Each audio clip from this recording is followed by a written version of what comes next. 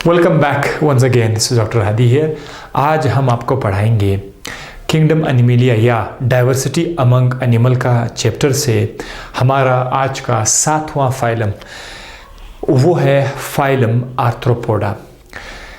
Phylum arthropoda के लिए examination में हम कुछ बेसिक पॉइंट्स याद रखेंगे, इसको सीखेंगे और जैसे कि पिछले फाइलम्स में भी हम ऑलरेडी आपके साथ डिस्कस कर चुके हैं कि हर फाइलम के साथ हम उसके कुछ हेडिंग्स पे फोकस करते हैं। जैसे कि कोई भी फाइलम है तो उसका नाम ऐसा क्यों आया हुआ है, वो कहाँ पे रहते हैं, वो किस तरह रहते हैं, उनके बॉडी के अंदर क्या क्या सिस्टम्स मौजूद है, digestive system, excretory system, nervous system, साथ ही साथ इसकी इकोनॉमिक इंपॉर्टेंस पे हम बात करेंगे। तो चलिए शुरू करते हैं फाइलम आर्थ्रोपोडा से। आर्थ्रोपोडा का जो लफ्ज़ है ये ग्रीक है। आर्थ का मतलब है ज्वाइंटेड, आर्थ का मतलब है ज्वाइंटेड, जबकि पोडा का मतलब है फुट या फीट, यानी ज्वाइंटेड लेग्स भी आप उसको कह सकते हैं। फीट की जगह आप लेग्स भी बोल सकते हैं, आप अपेंडेजेस भी बोल सकते हैं। दरअसल ये जो जानदार है फाइलम आर्थ्रोपोडा, इसके अंदर ज्वाइंटेड लेग्स होते हैं। मिसाल आपको मैंने एक यहाँ पर एक इंसेक्ट मैंने लिखा हुआ है, ये एक इंसेक्ट है। अगर इसके लेग्स को आप देखें तो इसके लेग में जोड़ होते हैं। यहाँ से आप देखिए इधर एक जोड़ है, फिर यहाँ पर जोड़ है, ठीक है। So this is what we call it joint. तो इनकी बॉडी में ज्वाइंट्स हैं, इसीलिए इनका नाम रखा गया आर्थ्रोपोडा, इसका नाम रखा गया, ठीक है। तो ये तो नाम हो गया। अब ये कैसे रहते हैं, इनमें से कुछ ज़्यादा फ्री लिविंग भी है और कुछ जो है वो पैरासाइटिक है। फ्री लिविंग भी है, पैरासाइटिक भी है। फ्री लिविंग मतलब ये किसी दूसरे जिंदा जिस्म के अंदर बाहर नहीं रहते हैं। पैरासाइटिक मतलब है किसी दूसरे जिस्म के बॉडी के अंदर या बाहर रहते हैं। इसके बाद हैबिटेट ये कहाँ पर, तकरीबन ऑल टाइप्स ऑफ इन्वायरमेंट। ये खुश्की भी आपको मिलेंगे, पानी के अंदर भी आपको मिलेंगे, हवा के अंदर भी आपको मिलेंगे। ये इसके हैबिटेट है।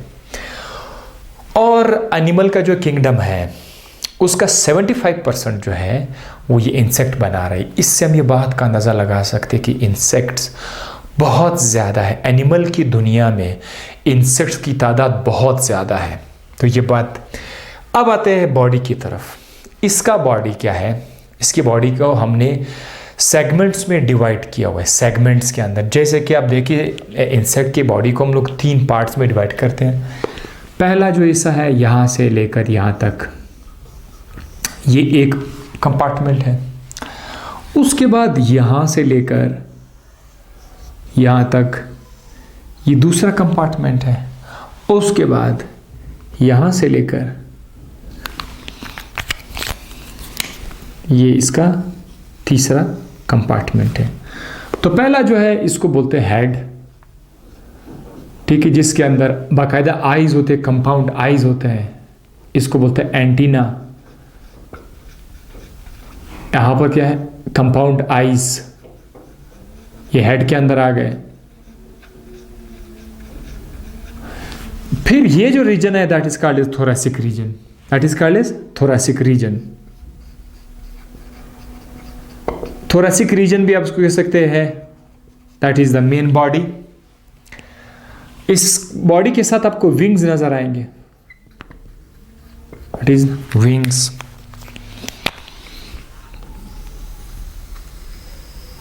तमाम के तमाम इंसेक्ट के पास विंग्स नहीं है, लेकिन कुछ के पास विंग्स मौजूद हैं, ठीक है। क्योंकि कुछ ऐसे कीड़े होते हैं जो उड़ते नहीं है, लिहाजा आप ये नहीं कह सकते सबके पास विंग्स हैं। अब ये जो आप ये इसका थोरैसिक रीजन, इसके साथ विंग्स है। This one is called the abdominal, ये एब्डोमिन, ये आ जाएगा इसका एब्डोमिन। तो ये 3 हिस्से हैं। अब एक हिस्सा दूसरे हिस्से से एक नाजुक सा क्यूटिकल के थ्रू जो है अटैच है। जैसे कि हेड इस थोरैसिक के साथ अटैच है, थोरैसिक फिर इसके एब्डोमिन के साथ अटैच है। तो यहाँ पर एक बारीक सा क्यूटिकल है, वो उसने इन पार्ट्स को क्या किया हुआ है, अटैच किया हुआ है। सो दैट इज वाई हम लोगों ने कहा कि बॉडी जो है वो सेगमेंट में डिवाइड हो गया है। ज्वाइंटेड लिम्स यानी इनके पास जो लिम्स होते हैं वो ज्वाइंटेड होते हैं। इसके अलावा काइटिन एक किस्म का कार्बोहाइड्रेट है।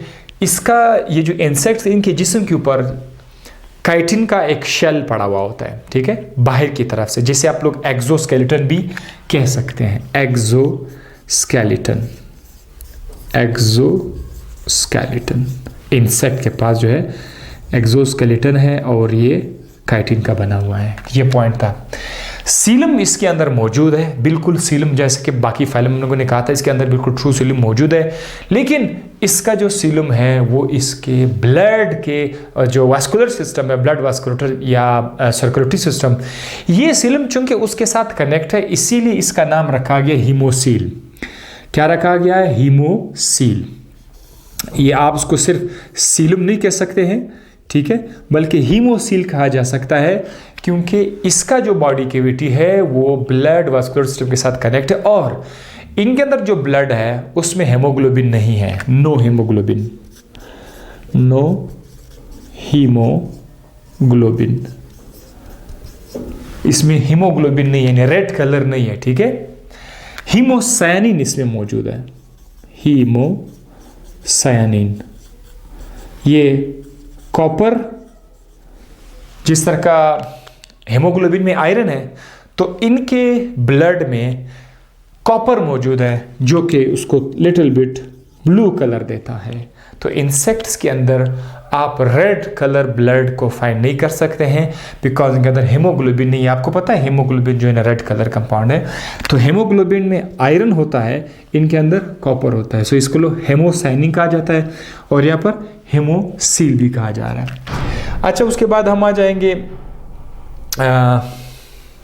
अब आते हैं सिस्टम की तरफ। बॉडी आपने इसका डिस्क्राइब कर दे कि इसका किस तरह बॉडी है। सिस्टम की तरफ आते हैं कि ये जो फाइलम आर्थ्रोपोडा है इनमें कौन कौन से सिस्टम मौजूद है। तो पहले आते हैं डाइजेस्टिव सिस्टम, तकरीबन मुकम्मल है, यानी कंप्लीट है, यानी इसके बॉडी में आपको माउथ नज़र आएगा और लास्ट में आपको एनस नज़र आएगा। जब माउथ से यह खुराक खा के हज़म हो जाएगा और वो एनस से निकल जाएगा।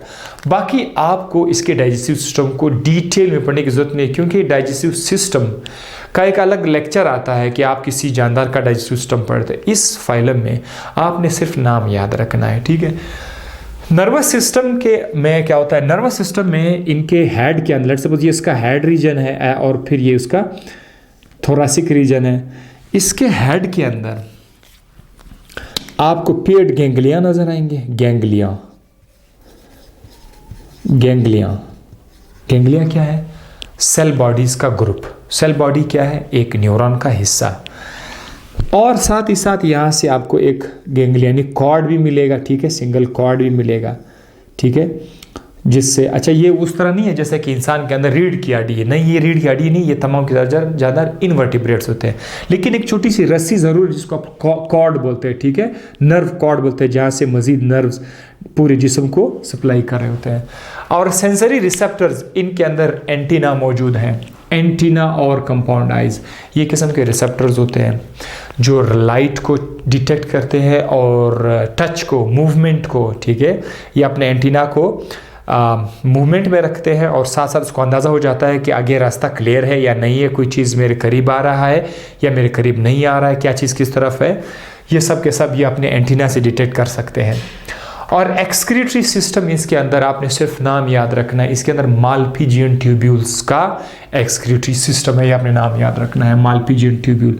अब इस पर बाकायदा मैंने एक वीडियो बनाई हुई है कि ग्रासहॉपर और कॉकरोच में किस तरह एक्सक्रीटरी सिस्टम है, तो उसका एक अलग वीडियो, यहाँ पर अपने सब नाम याद रखना है।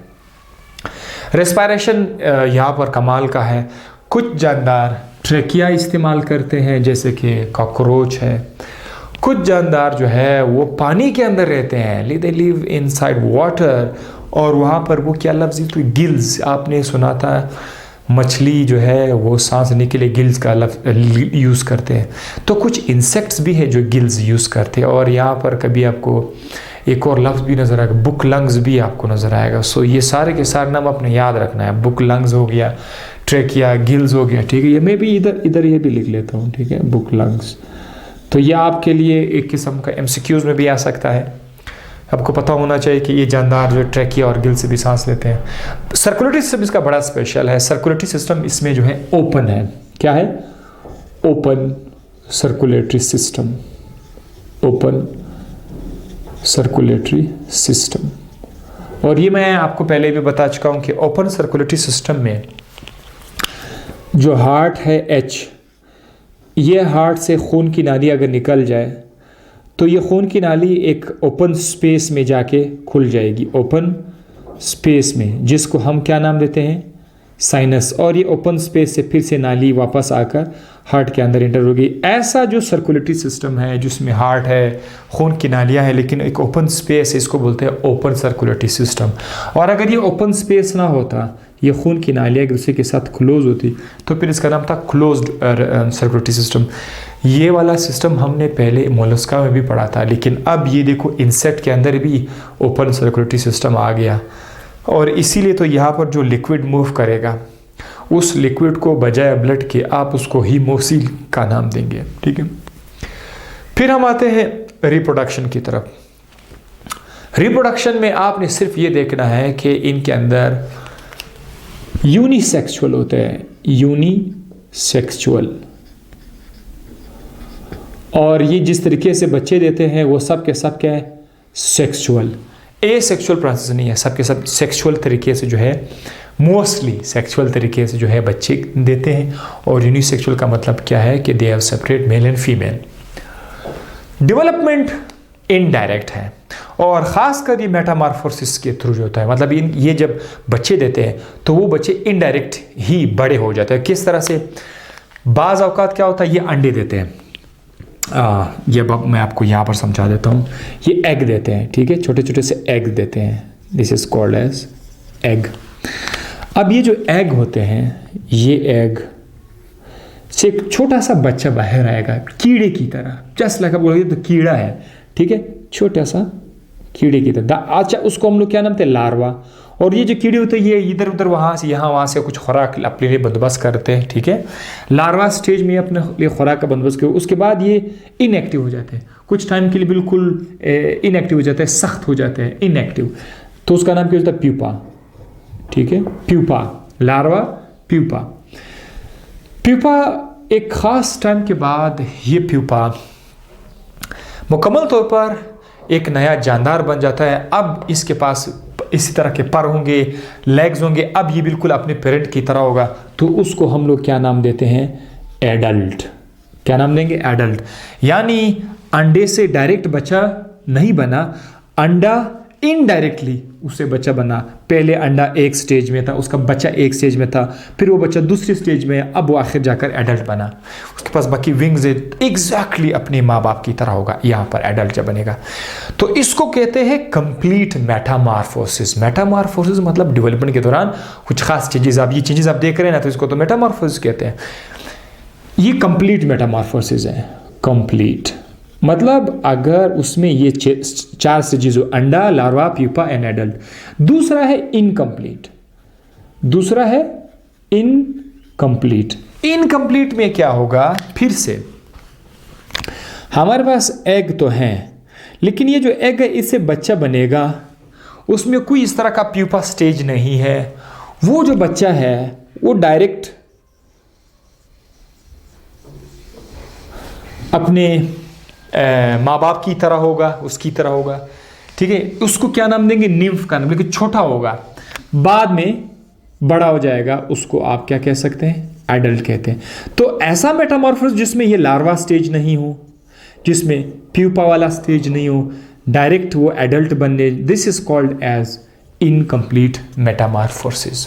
तो एग्जाम्पल है आपके लिए जो कंप्लीट मेटामॉर्फोसिस है, ये मैं आपके लिए लिख लेता हूं। बटरफ्लाई,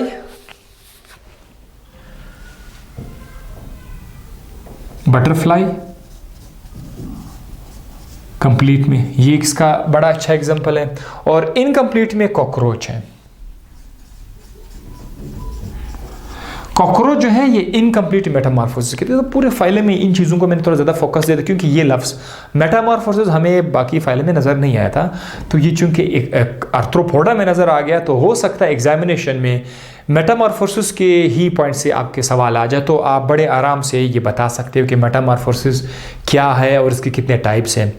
तो ये मैंने बता दिया। अच्छा जनाब, ये तो था, आपने देख लिया रिप्रोडक्शन आपने देख लिया, डेवलपमेंट देख लिया। अब आते हैं एक्डाइसिस और मॉल्टिंग की तरफ। चूंकि ये जानदार, इनके आसपास एक्सोस्केलेटन होता है, और ये जो एक्सोस्केलेटन होता है, लेट्स सपोज मैं आपको यहाँ पर बता देता हूँ, जो जानदार लिविंग ऑर्गेनिज्म, इस लिविंग ऑर्गेनिज्म के आसपास एक शेल होता है, एक्सोस्केलेटन होता है, and this is dead. This is what? This is dead. ये मरा हुआ शेल होता है। इस जानदार ने अपने आप को तो बड़ा करना है, तो छोटा जो बच्चा है, ये इसलिए तो अपने आप को बड़ा करना है।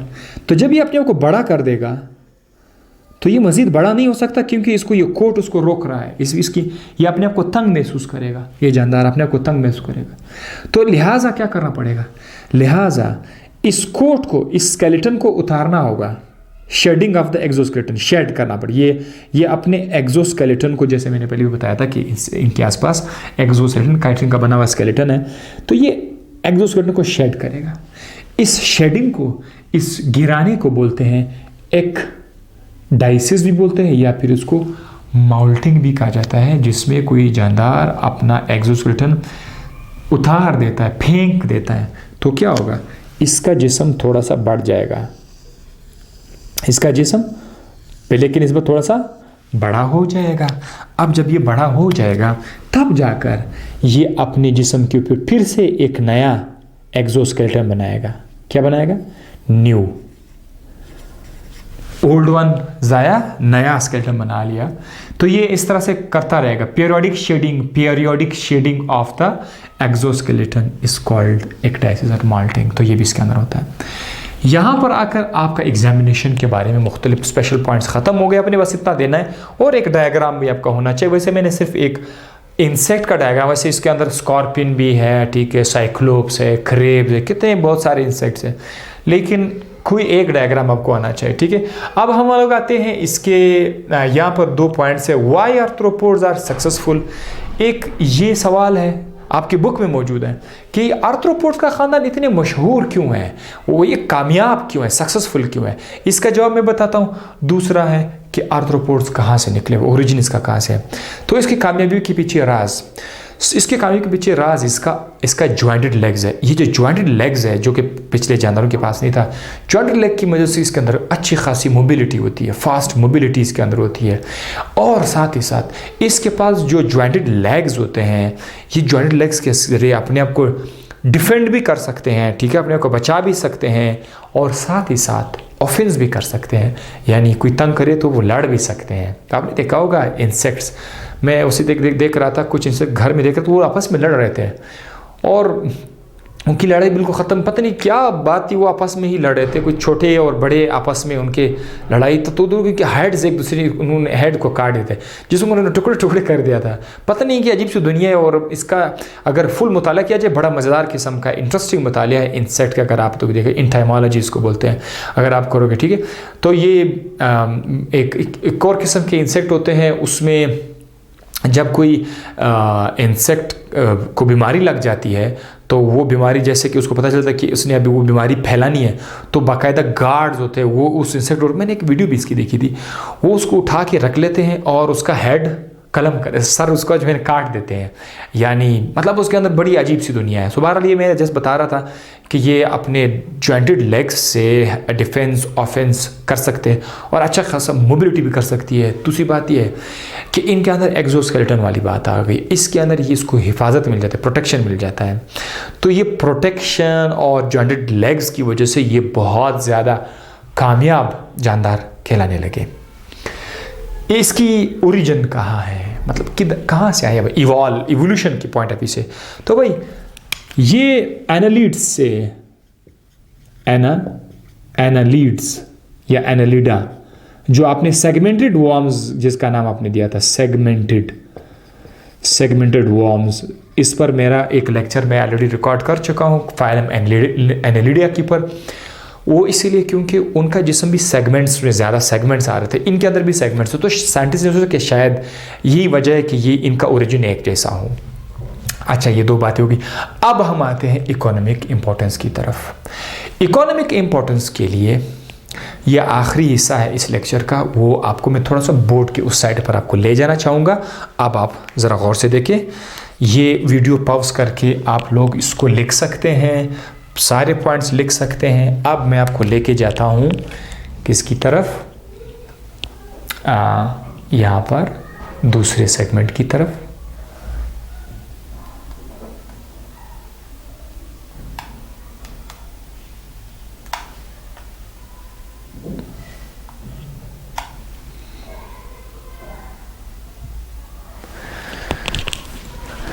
तो यहाँ पर हमारे पास है इकोनॉमिक इम्पोर्टेंस, यानी इस फाइलम के इकोनॉमिक इम्पोर्टेंस में इसके फ़ायदे और नुकसान दोनों हम देखेंगे, ठीक है। बहुत स्पेशल है। सबसे पहले नंबर पर कुछ 8 पॉइंट्स है। पहले नंबर पर है एज अ फूड, इस इंसेक्ट के ख़ानदान को हम लोग बतौर ख़ुराक यूज़ कर सकते हैं। मुख्तलिफ़ लोग मुख्तलिफ़ किस्म के इंसेक्ट खा लेते हैं दुनिया के मुख्तलिफ़ कॉर्नर्स में, जिनमें से बहुत मशहूर है प्राउन, बहुत ज़्यादा मशहूर है प्राउन, जो एक इंसेक्ट है, इसको खाते हैं। और कुछ लोग इसको मछली कहते हैं, लेकिन ये मछली नहीं, ये इंसेक्ट है। ग्रास हॉपर भी है जो इसको लोग खाते हैं। अच्छा, दूसरे नंबर पर जो है ये पोलिनेशन में मदद देते हैं, यानी एक प्लांट के फ्लावर से दूसरे प्लांट के फ्लावर तक पोलन ग्रेन का ले जाना। चूँकि इंसेक्ट बटरफ्लाई वगैरह, बटरफ्लाई रंगदार फूल की तरफ जाते हैं, वहाँ से जूस लेते हैं, तो बटरफ्लाई के टांगों के साथ पोलन अटैच हो जाते हैं। और वो बटरफ्लाई जब वहाँ से उड़कर किसी दूसरे फ्लावर पे जाते हैं, तो वो जो पोलन इसने इस फ्लावर से उठाए थे वो उस फ्लावर पर पहुँचा देते हैं। पता है इसको क्या कहते हैं? पोलिनेशन। एक फ्लावर से पोलन ग्रेन चले जाए दूसरे फ्लावर पर। पोलन ग्रेन क्या है? ये फूल के अंदर मेल रिप्रोडक्टिव स्ट्रक्चर होते हैं। अच्छा, उसके बाद है स्कैवेंजर्स। ये कुछ इंसेक्ट्स जो है मरे हुए डेड प्लांट्स और एनिमल्स को ये क्या करते हैं? खा लेते हैं, तो इसीलिए इसका नाम स्कैवेंजर्स रखा हुआ है, माहौल को साफ रखते हैं। दूसरी बात ये कमर्शियल यूज़, पैसे के एतबार से बहुत सारा पैसा हम कमाते हैं इंसेक्ट्स की मदद से। वो क्या है कि हनी बीज, आपने नाम सुना होगा, शहद की मक्खी से शहद हम हासिल करते हैं। और साथ साथ बीज वैक्स एक किस्म का हमें वैक्स प्रोवाइड करता है ऑयली, और सिल्क जो किस्म का धागा से कपड़ा बनाते हैं। तो कितना सारा बिजनेस है, पैसा है, ये भी हमें इंसेक्ट से मिलता है। और साथ ही साथ कुछ इंसेक्ट क्या करते हैं, दूसरे फालतू इंसेक्ट्स या जो ख़तरनाक इंसेक्ट होते हैं, नुकसानदायक इंसेक्ट होते हैं, हमारे फसलों को नुकसान पहुंचाते हैं, उन इंसेक्ट जो हमारे लिए तो वैसे भी वो फ़ायदेमंद नहीं रहे, तो उनसे छुटकारा पाने के लिए ये आ जाते हैं कुछ इंसेक्ट, उसको खा लेते हैं। सो व्हाट दे डू, जैसे कि ड्रैगन फ्लाई मॉस्किटो को खाते हैं। ड्रैगन फ्लाई आप नेट पे, आपके यूट्यूब पे देख रहे हो तो आप नेट पे ज़रा ड्रैगन फ्लाई देखें। ड्रैगन फ्लाई मच्छर को काटते हैं, खाते हैं। अब देखो मच्छर से हमारा बेजार है, लेकिन इसको कौन कहते हैं? ड्रैगन फ्लाई कहते हैं। सो ये हमारे लिए फ़ायदा हुआ। Destroy neat useful useless and harmful insects. अब डिस्ट्रॉय फूड, लेकिन ये इसके नुकसान अभी शुरू हो गए हैं। कुछ इंसेक्ट्स हमारे खुराक को डिस्ट्रॉय करते और हमारे फसलों को। अभी देखो, पिछले साल आपने सुना होगा, ख़ासकर पाकिस्तान में, सिंध में, बलूचिस्तान में, मुख्तलिफ़ जगहों पर ये किस्म की ग्रासफर टाइप के फैमिली के कुछ इंसेक्ट आए थे, जैसे टडी दल के नाम से वो पुकार रहे थे। वो आकर उन्होंने पत्तों को खाना शुरू कर दिया, तबाह कर दिया फसलों को। अल्लाह ना करे कि इस बार फिर से वो आ जाए, लेकिन हुकूमती सतह पर तो काफ़ी काम हो रहा है, लेकिन आपने देखा होगा, सुना होगा, वो हमारे फसलों को तबाह कर लेते हैं। तो ये डिस्ट्रॉय फूड क्रॉप्स। अब ये जो है ये एज अ वेक्टर, एक तो फिजिक्स में वेक्टर है। वेक्टर का मतलब ये है कि अगर कोई इंसेक्ट किसी पैरासाइट को अपने बॉडी के अंदर, अपने पेट के अंदर एक जगह से दूसरी जगह लेके जाए, this is called as vector. तो एक फिजिक्स वाला वेक्टर है, एक बायोलॉजी में वेक्टर है। बायोलॉजी में एक और वेक्टर भी है, ठीक है, जिसमें आप जीन इंसर्ट करते हैं। लेकिन यहाँ पर आप ज़रा देखिए, कुछ इंसेक्ट्स क्या करते हैं, अपने पेट के अंदर एक दूसरे पैरासाइट को एक जानदार से दूसरी जानदार में लेके जाते हैं। जैसे कि मच्छर अपने पेट में प्लाज्मोडियम को उठाते हैं, और प्लाज्मोडियम क्या काज करते हैं? मलेरिया काज करते हैं। सो ये है आपका वेक्टर।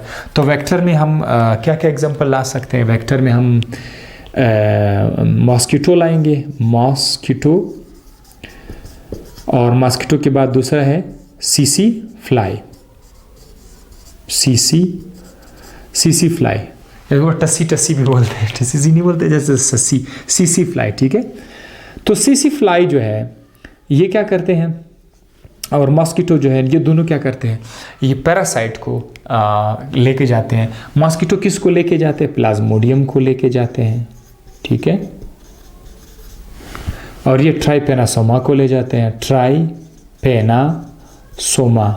ये एक पैरासाइट है। ट्राइपेनासोमा क्या कॉज करते हैं, एक बीमारी कॉज करते हैं, इसका नाम है स्लीपिंग सिकनेस। स्लीपिंग सिकनेस में बंदे को बार बार नींद आ रही होती है, स्लीपिंग सिकनेस। प्लाज्मोडियम क्या काज करते हैं, मलेरिया काज करते हैं।